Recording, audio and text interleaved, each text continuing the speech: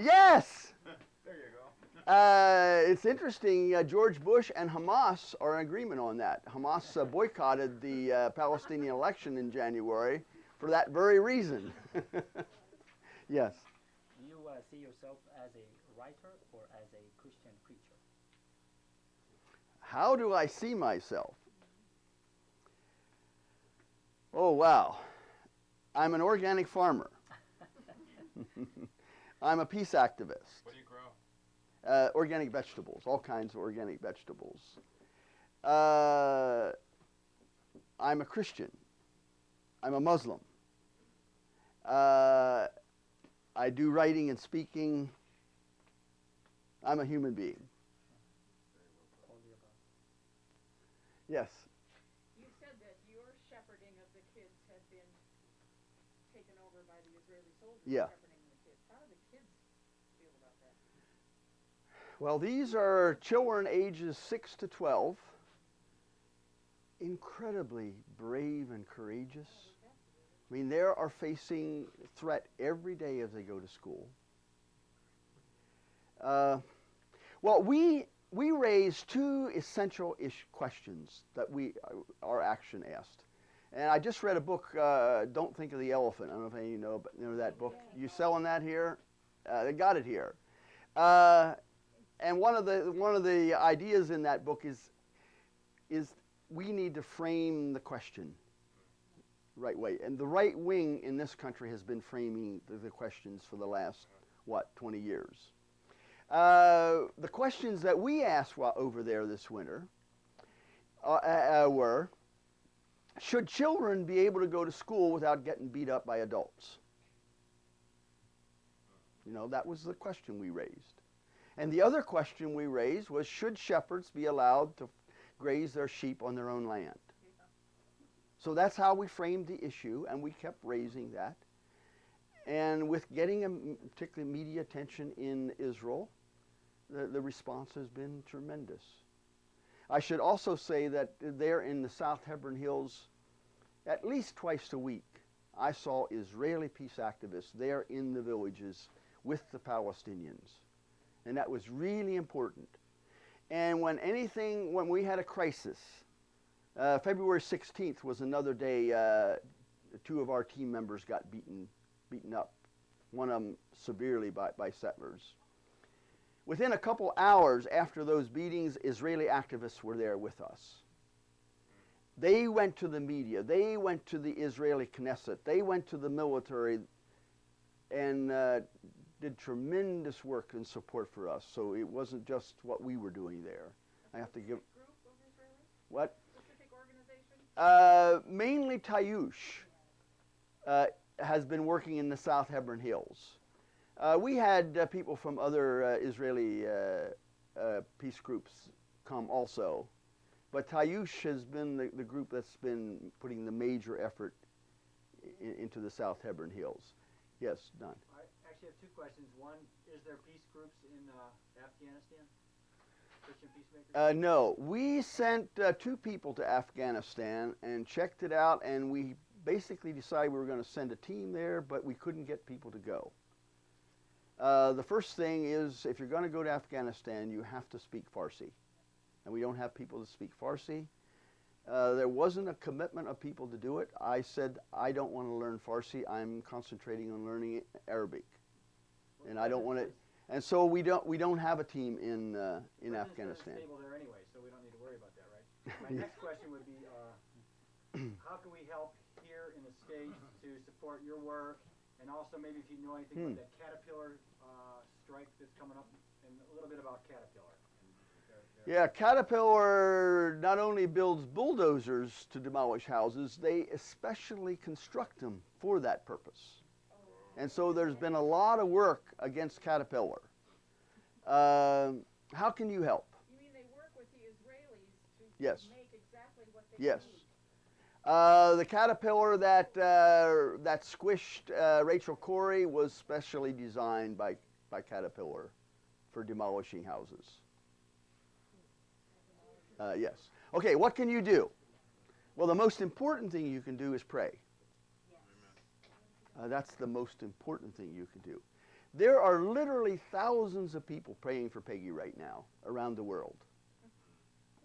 I don't think we could be doing what we're doing without that.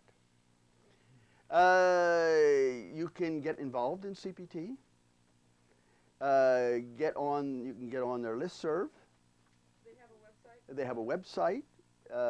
Check it out. We're having a big conference in September. You could come to the conference. Where? Indianapolis. You can check that on the website. I don't have any information with me. I do have some CPT literature back there where the coffee is. You can help yourself to that. You can go on a CPT delegation. Wherever we have a team, we have 2-week delegations that go there. And that is the first step in getting involved more deeply in CPT. The next step is to go through a month of training, which is completely free, all expenses paid. And then after that, you could become a part-time CPTer. You're expected to give at least 2 weeks a year. Or you could become full-time. Do you have to go to a specific place to do that, or can you do it in your own community? Well, you could start. There is a CPT group here in Cleveland.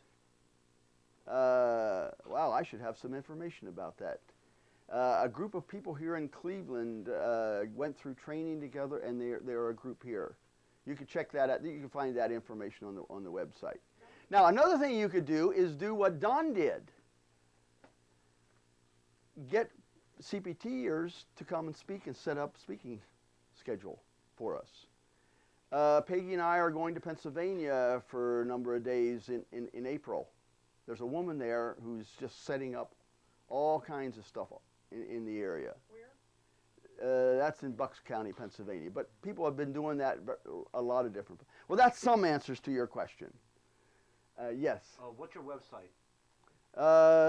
Look on the literature. Okay. What is it? www.cpt.org. Yes. Can you speak at all about your wife's experiences in Iraq? Yes. Read the book.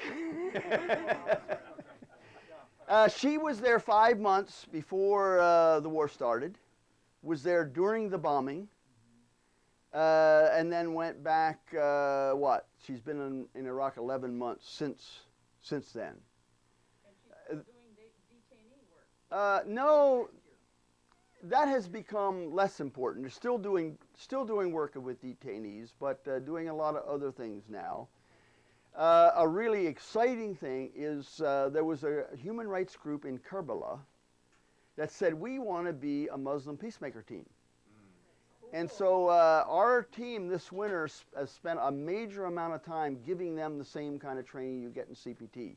So everywhere I've been going and I talk to Muslims, I've been saying we need Muslim peacemaker teams to be sent around the world. And that has now started. We have Muslim peacemaker teams in Iraq. The leader of that group, Peggy calls the Gandhi of Iraq. I met him, just a fantastic person who has a really deep understanding of nonviolence, both spiritually and politically. Hussein is his name. I don't remember his last name. Abu Ali. Yes. You feel you can overcome the principle of Zionism? Can we overcome the principle of Zionism? Well, I don't know. We wrestle with it all the time. So does I'm engaging settlers, soldiers, police over there every day on that issue. And I am dealing with it constantly here, both with my Jewish friends and with my Christian friends. A horrible heresy is Christian Zionism. It's a horrible, horrible Christian heresy. And so I feel a personal calling to spend some energy in struggling against Christian Zionism. And that, I feel more called to do that than to deal with the Jewish community. I think the Jews are going to have to deal with that problem The Jew, although I'm not cutting that off, I am engaging in dialogue with Jews. A lot of that here. Jews will lead it. Pardon?